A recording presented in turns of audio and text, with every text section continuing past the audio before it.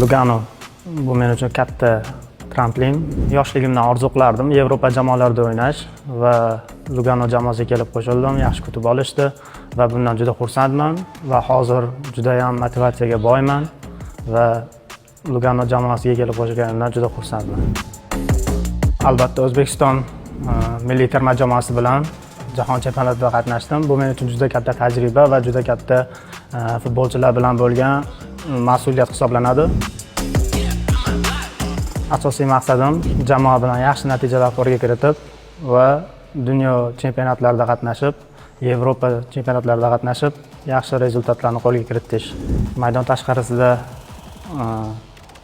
spokon yurishga harakat qilaman, xotirjam yurishga harakat qilaman va hozirda ingliz tili va italyan tilini o'rganish bilan bandman. Futbol klubi Lugano muxlislariga muxlislik qilishlarini va qo'llab-quvvatlashlarini tilayman. Albatta ularni xursand qilishga harakat qilamiz. Ciao tifosi, sono Behroz Karimov, Forza Lugano.